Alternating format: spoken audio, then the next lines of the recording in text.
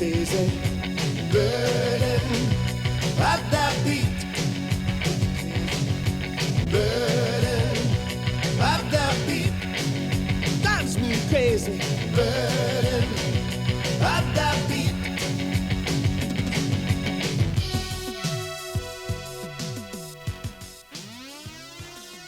Arlo Hennings is a late baby boomer as of December 19, 1958. He's a songwriter, guitarist, musician, and writer. His first book of poetry, Tomorrow Never Answers, was written in 1983. He was a 5-year veteran of music with Vitamin Q. His new writing inspired a selection of music as heard on this album, Burden of the Beat, on Thump Records. Within its covers is planted a 39-page 11 by 11 booklet of dialogue and interview style format, as if written for the stage. It is entitled The Eyelid Movie. It includes the song, lyrics, and much more, word-wise. The double album set is published by Arlo Hennings, and here is Jackie O with a few words shared with Mr. Arlo Hennings.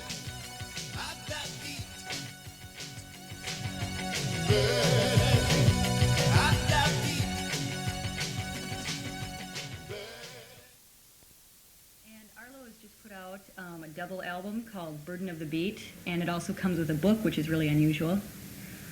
Why don't you tell me about the music, Arlo? What is that like? Well, to jump back to the book first, Okay.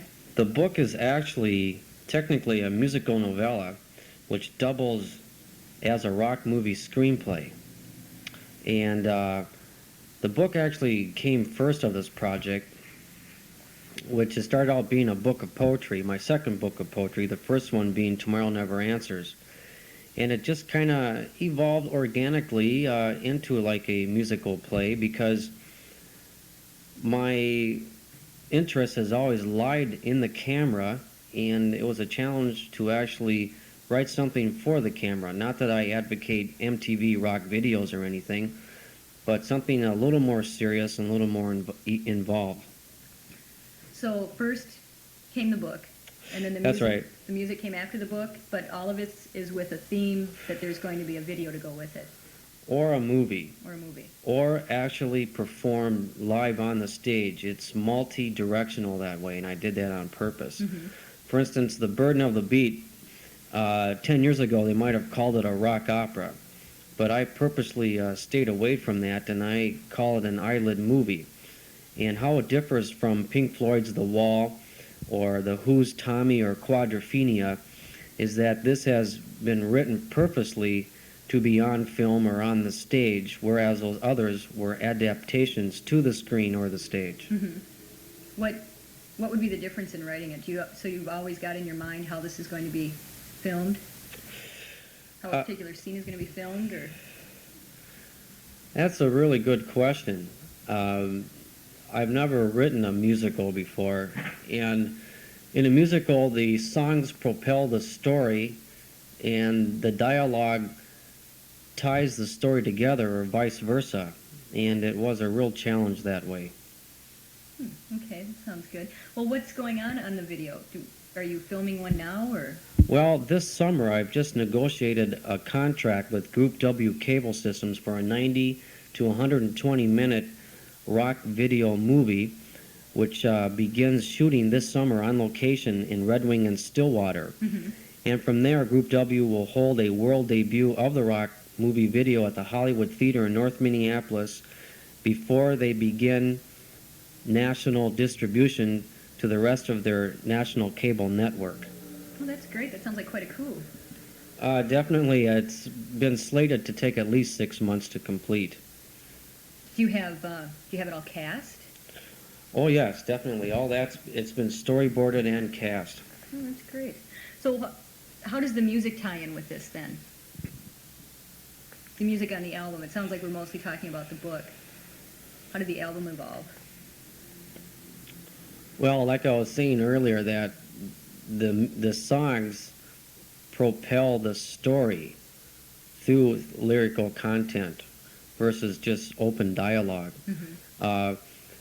A lot of pop writers, it's hard to tell a story in 3 minutes when you listen to pop radio. A sign of a good lyricist can tell a whole story in 3 minutes, for instance, like Bob Dylan used to do.